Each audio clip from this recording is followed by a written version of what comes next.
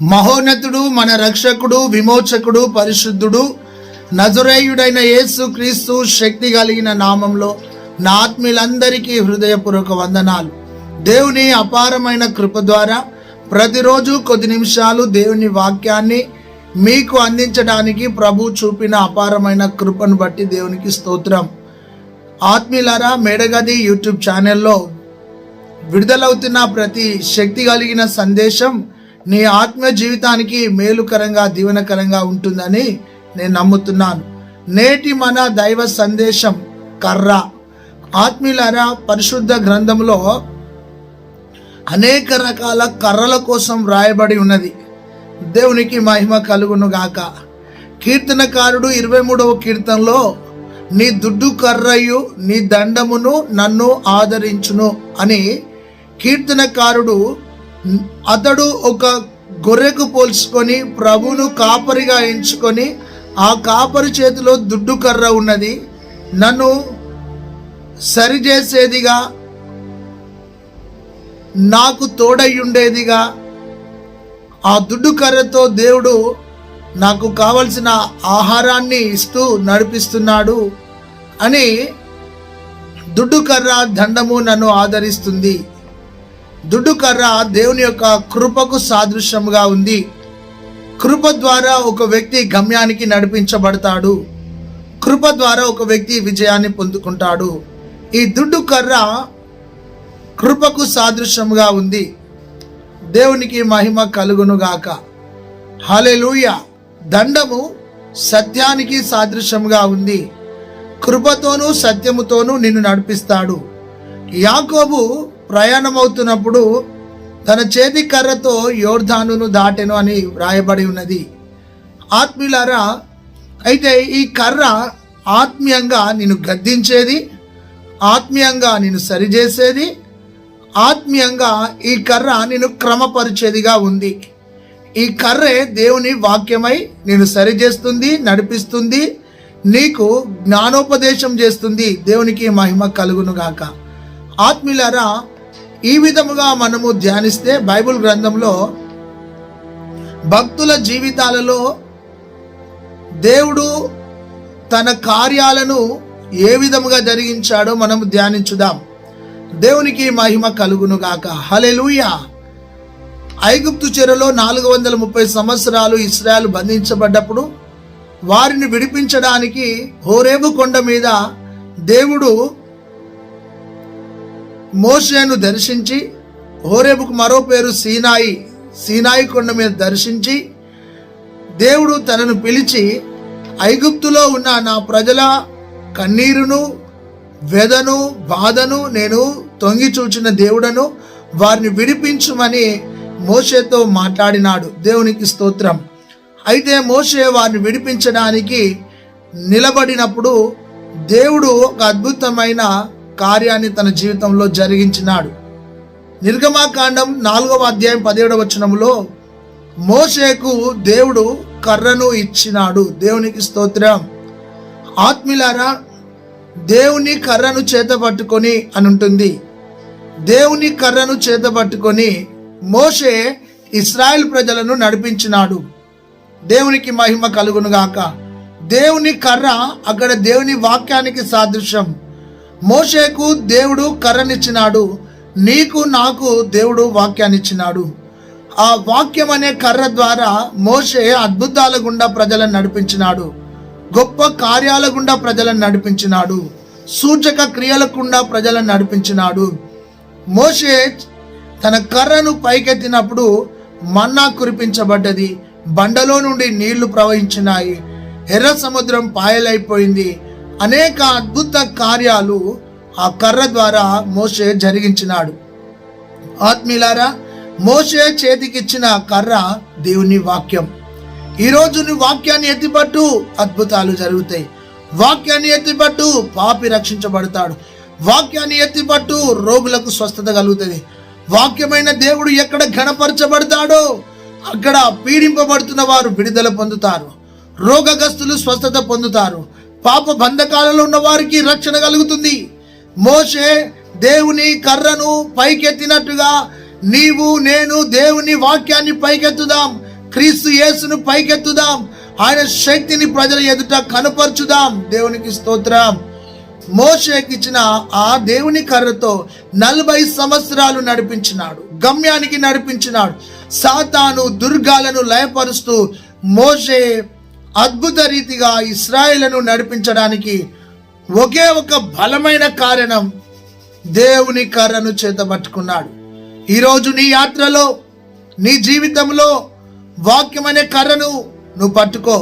ఆ వాక్యమే నిన్ను నడిపిస్తుంది, వాక్యమే నిన్ను బలపరుస్తుంది, వాక్యమే నిన్ను విడిపిస్తుంది, వాక్యమే నిన్ను పురికొల్పుతుంది. ఆ వాక్యం అనే దేవుని కర్రతో నీవు నేను కదులుదాం. దేవునికి స్తోత్రం కలుగు. మోషేకిచ్చిన దేవుని కర్రతో మోషే ప్రజలను ముందుకు నడిపించినాడు. దేవునికి స్తోత్రం కలుగును గాక. రెండవదిగా నా ఆత్మీయ సహోదరి సహోదరుడా, సంఖ్యాకాండం 17వ అధ్యాయము 5, 6, 7, 8 వచనాల్లో అహరోను కర్ర కోసం రాయబడి ఉన్నది.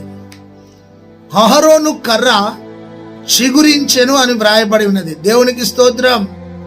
అక్కడ 12 కర్రలు వేసినారు. కానీ ఉదయకాలం వచ్చి మోషే చూచినప్పుడు అహరోను కర్ర చిగురించింది, పుష్పించింది, బాదముల పండ్లు వచ్చినాయి. దేవునికి స్తోత్రం.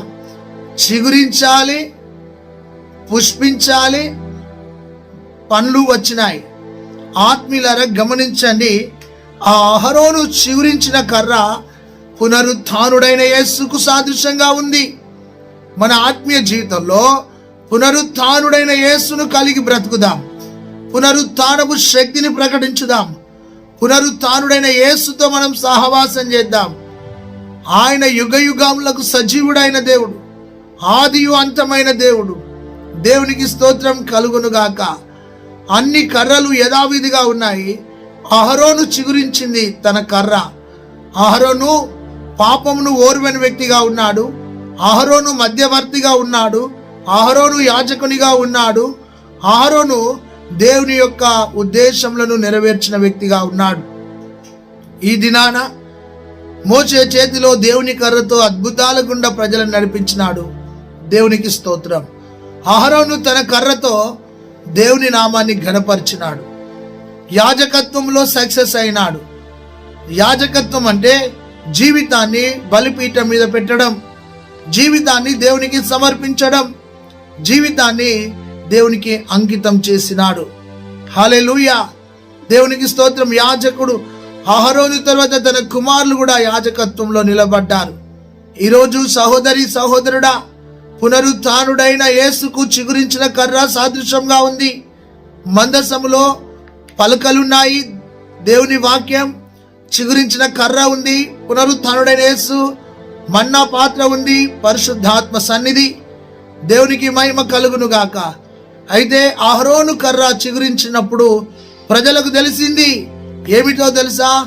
దేవుని చేత ఎన్నిక చేయబడిన వ్యక్తి ఇతడే, దేవుని యాజకత్వంలో నిలబడే వ్యక్తి ఇతడే, దేవుని నామమై మార్గమై నిలబడే అద్భుతమైన వ్యక్తి అహరోను అని ప్రజలకు తెలిసింది.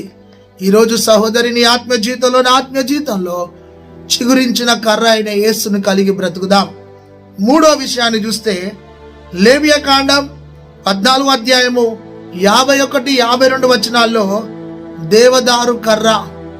ఆత్మీయులారా, దేవదారు కర్ర దేనికి సాదృశ్యంగా ఉందయ్యా అంటే, ఈ దేవదారు కర్రతో దేవునికి స్తోత్రం కలుగును గాక శుద్ధి చేస్తూ ఉంటారు. ఏమిటి శుద్ధి చేస్తారు? ఈ దేవదారు కర్ర ఇసోపుతో, కుంచెతో రక్తాన్ని ఒలికించి చల్లుతారు. ఈ దేవదారు కర్ర సేవలో మనుషులను శుద్ధి చేసేదిగా ఉంది. Praise the lord. హల్లెలూయా. ఇది కుంచెకు వాడేవారు, అంటే శుద్ధి చేయడానికి సాదృశ్యంగా ఉన్న కర్ర. దేవుని వాక్యమే నిన్ను నన్ను శుద్ధి చేసేది. దేవుని బిడ్డ, ఆ కర్ర అయిన యేసు నిన్ను నన్ను శుద్ధి చేయడానికి తన రక్తాన్ని నీ కోసం నా కోసం కార్చినాడు. దేవునికి స్తోత్రం. దేవుని కర్రతో అద్భుతాలు, అహరోను కర్ర యాజకత్వం, పునరుత్థానుడైన యేసు, దేవదారు కర్ర నీ అంతరంగమును శుద్ధి చేసేదిగా ఉంది.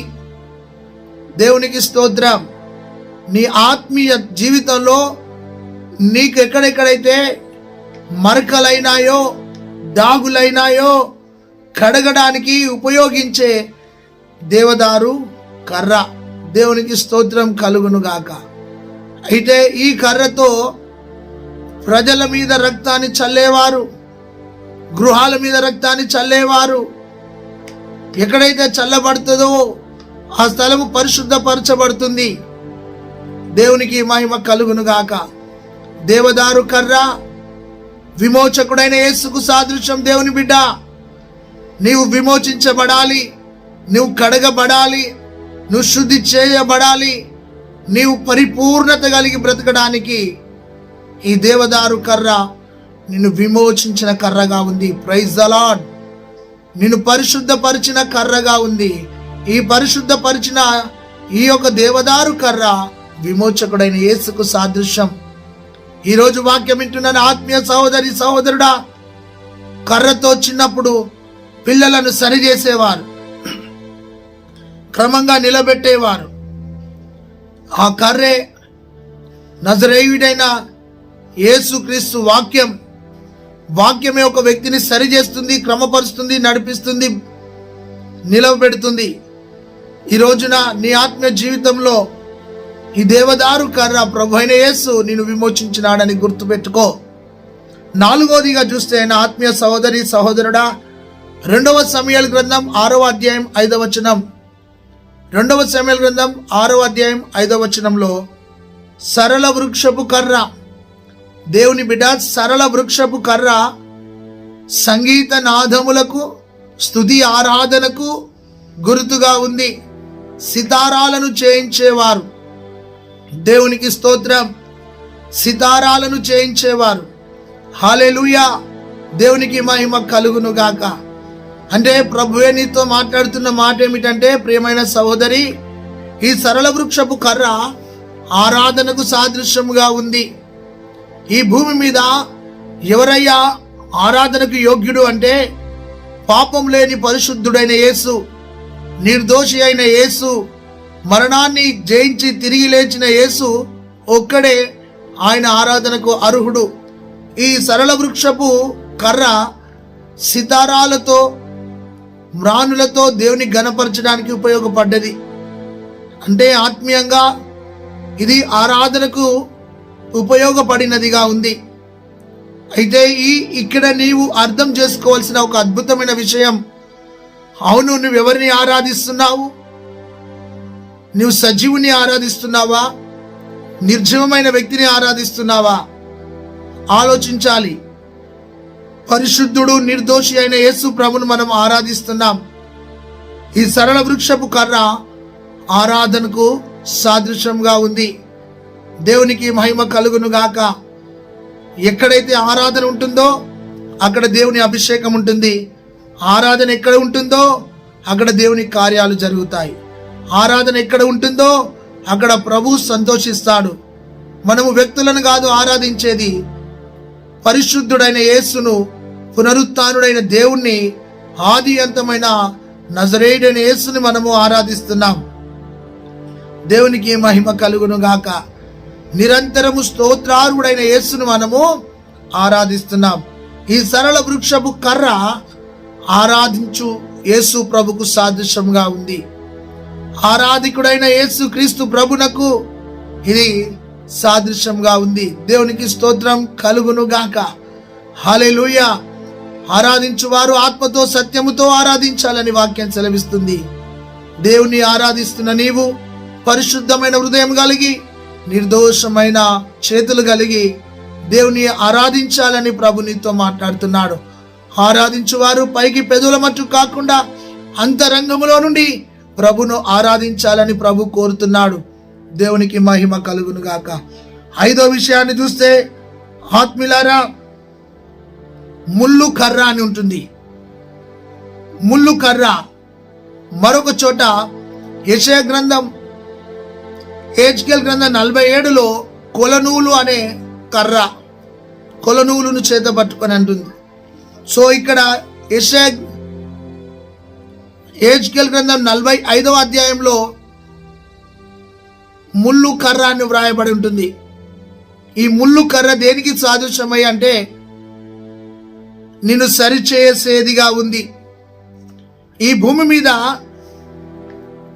ఒక వ్యక్తి ఎప్పుడు సరిచేయబడతాడు అయ్యా అంటే వాక్యం ద్వారా సరిచేయబడతాడు. ఎలా సరిచేయబడతాడు అంటే దేవుని వాక్యమే సరిచేస్తుంది. ఒక త్రాగుబోతు వ్యక్తి మారాలన్నా, ఒక పాపి మారాలన్నా, ఒక చీకటి బంధకములో ఉన్న వ్యక్తి మారాలన్నా ఏ మెడిసిన్తో, ఏ వైద్యముతో మనుషుని ఆలోచన మారదు, కానీ దేవుని వాక్యం అనే ముళ్ళు కర్రతోనే మారుతాడు. అంటే ముళ్ళు కర్ర అంటే గాయం చేసేది కాదు, నిన్ను సరిచేసి నిలబెట్టేది. నీవెక్కడ పడ్డావో అక్కడ నిన్ను తాకి ఇది మంచి స్థలము కాదు అని నిన్ను సరిచేసేది ఈ ముళ్ళు కర్ర. కొన్నిసార్లు వాక్యం నన్ను గుచ్చుతుంది అయ్యగారు అని అంటారు, వాక్యం నన్ను తాకుతుంది అంటారు, వాక్యం నన్ను దర్శిస్తుంది అంటారు. అప్పుడు నువ్వు తాకబడుతున్నావంటే వాక్యము ముళ్ళు కర్ర వలె నీ దగ్గరికి వచ్చి నిన్ను సరిచేస్తుంది అని అర్థం. దేవుడు ఈరోజు నీతో మాట్లాడుతున్నాడు.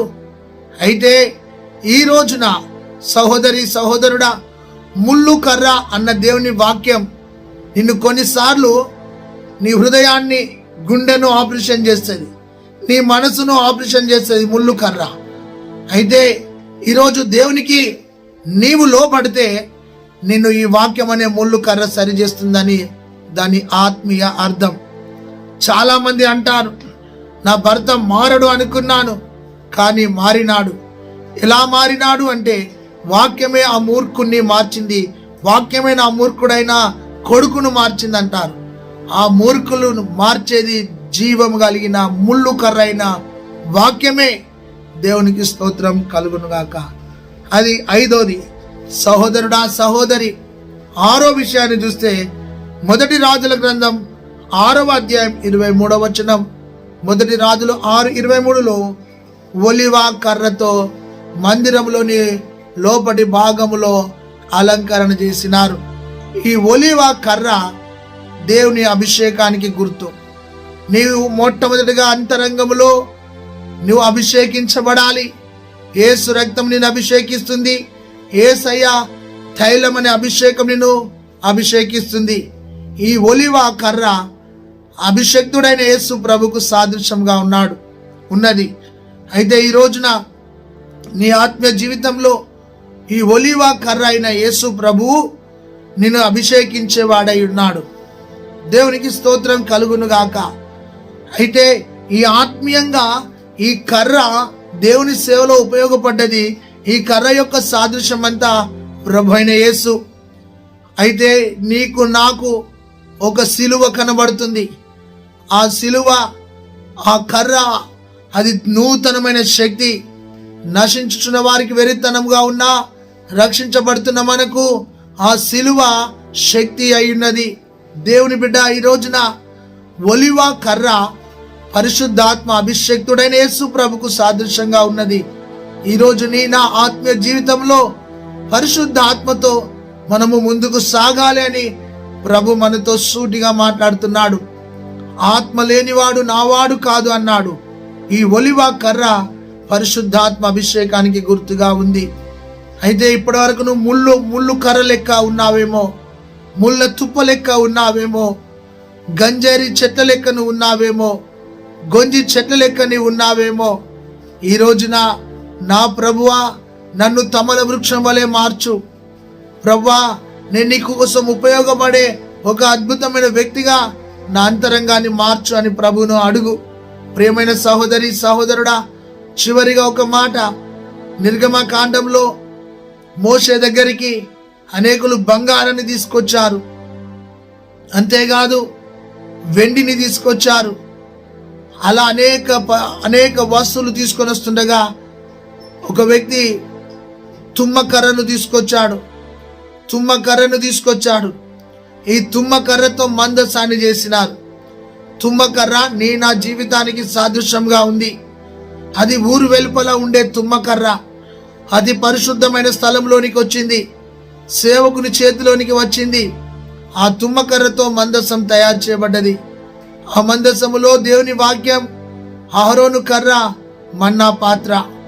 ఆత్మీయులారా, తుమ్మకర్ర లాంటి నా జీవితంలో తండ్రి అయిన దేవుడు, కుమారుడైన యేసు పరిశుద్ధాత్ముడు నివసించడానికి ఇష్టపడుతున్నాడు. ఆ తుమ్మకర్రతో మందసం చేయబడ్డట్టుగా, ఆ మందసము దేవుని మహిమతో నింపబడ్డట్టుగా నీవు నేను తుమ్మకర్ర లాంటి ప్రజలమే. అయితే తుమ్మకర్రను దేవుని మందసానికి ఉపయోగించుకున్నట్టుగా నిన్ను నన్ను దేవుడు తన సేవకు ఉపయోగించుకోవడానికి ఇష్టపడుతున్నాడు. ఆయన కోసం ఉపయోగపడుతున్నావా? ఆలోచన చేయి. ఆ తుమ్మకర్ర మహిమ గల కర్రగా మారింది. దేవునికి స్తోత్రం కలుగును గాక. ఒకవేళ నీ ఆత్మ జీవితంలో ఇంకా ముళ్ళ కర్ర లెక్క నువ్వు బ్రతుకుతున్నావా? ముళ్ళ తుప్పల లెక్క నువ్వు బ్రతుకుతున్నావా? పనికిరానివి వ్యక్తిగా నువ్వు జీవిస్తున్నావా? ఈరోజు నీ జీవితాన్ని దేవుని చేతిలో పెట్టు. ప్రభా, నన్ను నువ్వు వాడుకో ప్రభా అని ప్రభువును అడుగు. అయితే ఆత్మీయులారా, 23వ కీర్తన 3వ వచనంలో నీ దుడ్డు కర్రయు నీ దండము నన్ను ఆదరిస్తుంది. దేవునికి స్తోత్రం కలుగును గాక. ఈ దుడ్డు కర్ర దేవుని కృపకు సాదృశ్యం అని విన్నావు కదా. అయితే ఈ దుడ్డు కర్ర నిన్ను నడిపించేదిగా ఉంది, నిన్ను బలపరిచేదిగా ఉంది, నిన్ను సేద తీర్చేదిగా ఉంది, నిన్ను లేవనెత్తేదిగా ఉంది, నిన్ను పురికొల్పేదిగా ఉంది, నిన్ను క్రమపరిచేదిగా ఉంది. కాపరి చేతిలో దుడ్డు కర్ర ఉంటుంది. ఆ దుడ్డు కర్ర చేత కాపరి గొర్రెలను ముందుకు నడిపిస్తాడు. తోడేలు వస్తే ఆ దుడ్డు కర్రతో దాన్ని వెంటాడి చంపేస్తాడు. ఒకవేళ చెట్ల కొమ్మలు పైకుంటే దుడ్డు కర్రతో ఆ కొమ్మలను వంచి ఆ గొర్రెలకు మేత పెడతాడు. దేవుని బిడ్డ, ఈ రోజున దుడ్డు కర్ర అనే వాక్యమే నీ ఆత్మ జీవితాన్ని బలపరుస్తుండగా ఒక మంచి ఆత్మీయ గొర్రె వలె, మృదువైన గొర్రె వలె, మాదిరికరమైన గొర్రె వలె, మందలో దీవెనకరమైన గొర్రె వలె, స్వరము వినే గొర్రె వలె, వెంబడించే గొర్రె వలె దేవుని సన్నిధిలో సాగిపో అని ప్రభు నీతో మాట్లాడుతున్నాడు. కనని గొర్రె వలె నీ ఉంటే దేవుని కృప ద్వారా మందను కనే గొర్రె వలె, మహిమ కలిగిన గొర్రె వలె నువ్వు జీవించాలని ప్రభు నీతో మాట్లాడుతున్నాడు. దారి తప్పిన గొర్రె వలె ఉన్నావా? పడిపోయిన గొర్రె వలె ఉన్నావా? ఈరోజు మందలోనికి రా, సంఘంలోనికి రా, సేవకుని దగ్గరికి రా, ఆయన కృపలో నిలబడు. ఆయన నిన్ను బలపరచబోతున్నాడు. దేవునికి స్తోత్రం కలుగును గాక. నీ విన్న 7 కర్రల కోసం నీ ఆత్మ జీవితం నీతో మాట్లాడింది. అయితే నిన్ను నువ్వు సరి చేసుకొని మోడైన కర్ర లాంటి నీ జీవితాన్ని చిగురింపజేయడానికి ప్రభు ఇష్టపడుతున్నాడు. అయితే ప్రభా, నేను చిగురించాలన్న ఆశ నాకుంది. మోడైన జీవితంలో ఉన్నాను, ఇక ఎన్నడూ ఎప్పుడు చిగురించలేని అనుకున్నాను, కానీ నీ వాక్యం ద్వారా నేను చిగురించబోతున్నాను, నన్ను చిగురింపజేయి ప్రభువా అని నిన్ను నీవు దేవునికి సమర్పించుకుంటే దేవుడు నిన్ను నడిపిస్తాడు. నువ్వు అనేకులకు దీవెనకరమైన వ్యక్తిగా, మేలుకరమైన వ్యక్తిగా జీవిస్తావని ఆశిస్తూ నా మాటలు ముగిస్తున్నాను. God bless you. Praise the Lord. దేవా, ఈ వాక్యాన్ని దీవించండి, నీరు కట్టి ఫలింపచేయండి.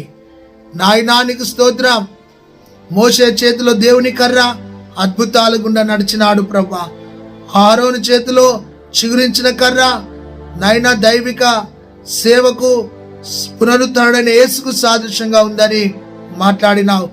దేవదారు కర్ర సంగీత నాదాలతో ఆరాధికుడైన యేసును ఆరాధించే ఆరాధికుడైన యేసుకు గుర్తుగా ఉందని మాతో మాట్లాడినావు. తండ్రి, ముళ్ళు కర్ర నిన్ను సరిచేసేదని, నిన్ను క్రమపరిచేదని మాతో మాట్లాడినందుకు స్తోత్రం. ఒలివ కర్ర అభిషక్తుడైన యేసుకు సాదృశ్యంగా ఉందని మాట్లాడినావు ప్రభా. దుడ్డు కర్ర కృపకు సాదృశ్యంగా ఉందని మాట్లాడినావు తండ్రి. అయ్యా, అదే విధముగా నా ప్రభువా, ముళ్ళ కర్ర, తుమ్మ కర్ర మా జీవితం అని మాట్లాడినావు. మా జీవితం అనే తుమ్మ కర్రను చెక్కి అయ్యా మందసముగా మార్చి నీకోసం వాడుకుంటానని మాట్లాడిన దేవా, ఈ వాక్యం ద్వారా మా హృదయాలను దృఢపరిచి బలపరిచినందుకు వందనాలు చెల్లిస్తూ వాక్యమైన ప్రతి బిడ్డను దీవించుమని యేసయ్య నామంలో ప్రార్థించి పొందినాము తండ్రి, ఆమేన్. తండ్రి, కుమార, పరిశుద్ధ ఆత్మ త్రియేక దేవుని ప్రేమ, కృప, సమాధానం సదాకాలం మనందరికీ ఆయన కృప తోడైండును గాక. Amen. God bless you. Praise the lord. ఆత్మీయులారా, ఈ వాక్యం నచ్చితే ఇతరులకు షేర్ చేయండి. మేడగది యూట్యూబ్ ఛానల్ సబ్స్క్రైబ్ చేసుకోండి. దేవుని నామ మహిమార్థమై జీవించండి. ఆమేన్.